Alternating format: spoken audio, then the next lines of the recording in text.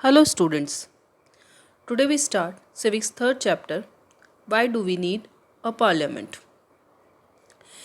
Here we will try and understand the relation between the ideas of participation in decision making and the need for all democratic government to have the consent of their citizens.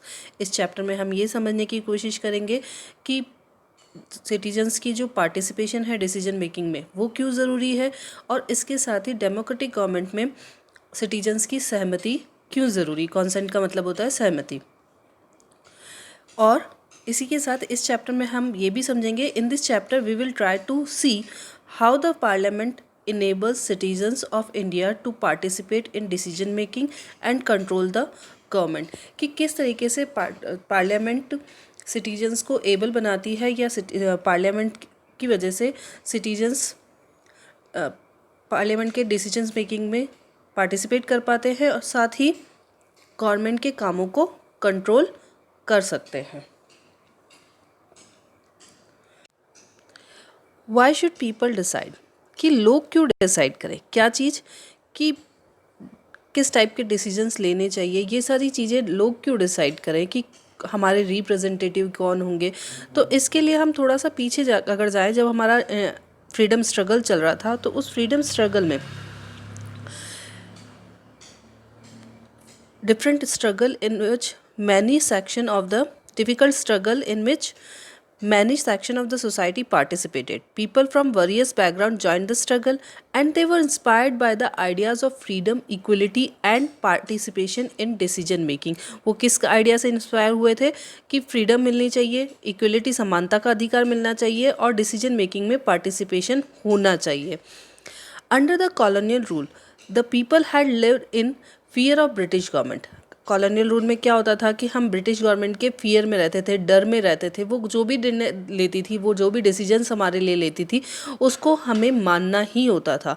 अगर ऐसा नहीं किया जाता, अगर हम इसको criticise करते या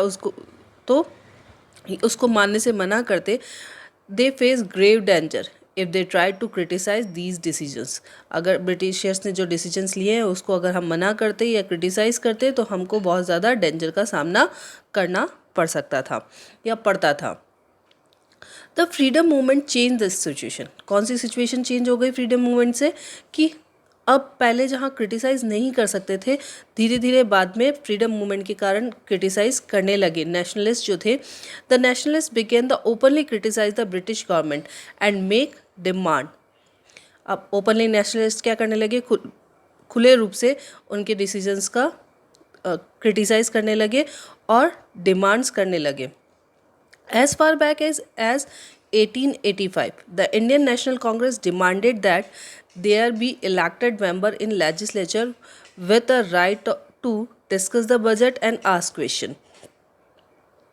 जब इंडियन नेशनल कांग्रेस बनी थी उसके साथ ही उनकी डिमांड भी शुरू हो गई थी कि लेजिस्लेचर में क्या होना चाहिए, इलेक्टेड मेंबर्स होने चाहिए। ना सिर्फ इलेक्टेड मेंबर होने चाहिए बल्कि उनको अधिकार भी होना चाहिए कि वो बजट को डिस्कस कर सके और क्वेश्चन पूछ सके।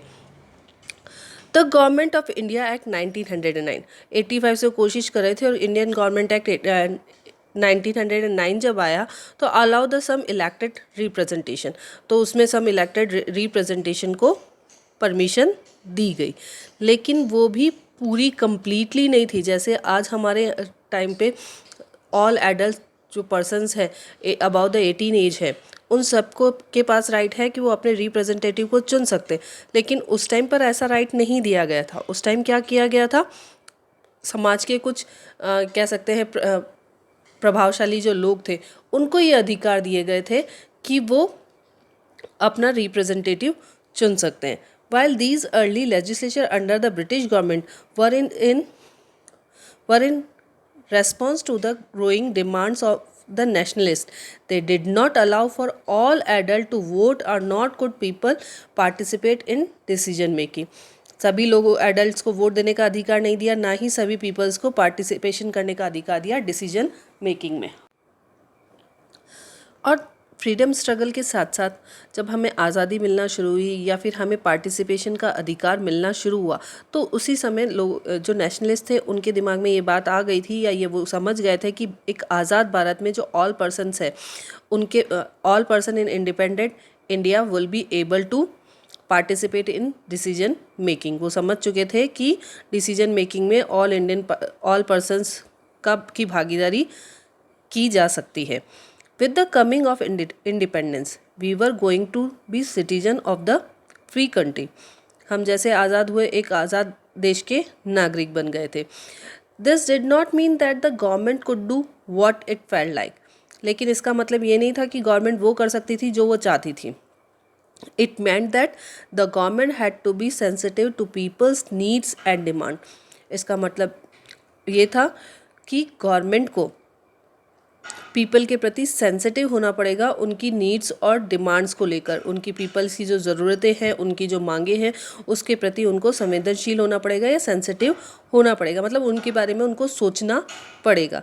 The dreams and aspiration of the freedom struggle were made consent in the constitution of independent India that let down the principle of universal adult franchisee, that all adult citizen of the country have the right to vote।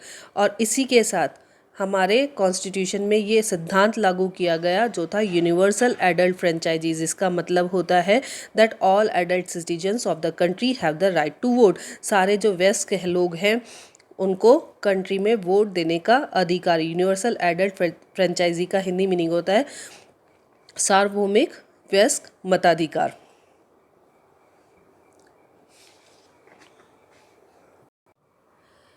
Next जो heading है वो people and their representative, लोग और उनके प्रतिनिधि। The take off point of the democracy is the idea of consent. जो democracy है उसका मुख्य सिद्धांत या मुख्य बिंदु जो है वो सहमति है। किसकी सहमति? लोगों की सहमति, लोगों की इच्छाएं, लोगों की जो पार्टिसिपेशन है, भागीदारी है, वो इस सहमति का मतलब है। कि सहमति का मतलब क्या हुआ यहाँ पर कि लोगों की इच्छाओं का, लोगों की सहमति का और लोगों की पार्टिसिपेशन, भागीदारी का ध्यान रखा जाएगा। It is the decisions of people that creates a democratic government and decide about it's functioning. एक डेमोक्रेटिक गवर्नमेंट में ही होता है कि पीपल की जो डिसीजंस लेते हैं, पीपल ही डिसीजंस लेते हैं और उसकी फंक्शनिंग को डिसाइड करते हैं कि गवर्नमेंट को कैसे काम करना है, ये भी लोग डिसाइड करते हैं। तो वो डेमोक्रेटिक गवर्नमेंट होती है। क्योंकि डेमोक्रेटिक मतलब क्या, हम लोकतांत्रिक गवर्नमेंट, इसका मतलब क्या समझते हैं कि लोगों का शासन लोगों के द्वारा लोगों के लिए किया गया। The basic idea in this kind of democracy is that the individual or the citizen is the most important person. Democratic government में पर्सन जो है या फिर पीपल जो है, एक व्यक्ति या सिटीजन, नागरिक जो है, वो डेमोक्रेटिक गवर्नमेंट में बहुत बड़ी इम्पॉर्टेंस रखता है।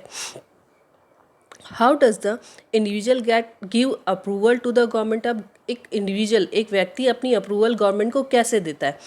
तो one way of the doing so as you read in the through the exam election. Election के थ्रू क्या होता है कि हम अपनी सहमति देते हैं। अगर हमें गवर्नमेंट का काम पसंद आता है, गवर्नमेंट जो काम कर रही है, हमारा प्रतिनिधि जो काम कर रहा है, अगर हमें पसंद आता है तो हम नेक्स्ट इलेक्शन में भी फिर उसी पार्टी को या उसी व्यक्ति को चुनते हैं। People would elect their representative to the parliament, then one group from among these elected representative form the government. हम लोग अपने रिप्रेजेंटेटिव को चुनकर पार्लियामेंट में भेजते हैं और जो पार्लियामेंट में सभी चुने हुए जो रिप्रेजेंटेटिव होते हैं उसमें से एक ग्रुप मिलकर, या यूँ कहे कि कुछ रिप्रेजेंटेटिव का ग्रुप मिलकर गवर्नमेंट को बनाता है। The parliament which is made up of all representative. Parliament में सारे रिप्रेजेंटेटिव आते हैं, जितने भी पूरे देश से जितने भी लोग प्रतिनिधि चुने जाते हैं या रिप्रेजेंटेटिव चुने जाते हैं, वो सब मिलकर हमारी पार्लियामेंट को बनाते हैं।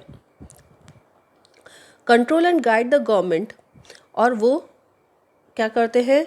गवर्नमेंट को कंट्रोल करते हैं और उनको गाइड करते हैं। कैसे करते हैं कि पार्लियामेंट में क्वेश्चंस पूछकर, अगर वो विपक्ष में बैठे हैं तो पार्लियामेंट जो गवर्नमेंट काम कर रही है उसके काम के बारे में जानकारी लेकर, या अगर वो कुछ कर रही है तो उसका विरोध कर कर, इस तरीके से वो गवर्नमेंट में को कंट्रोल और गाइड करती है।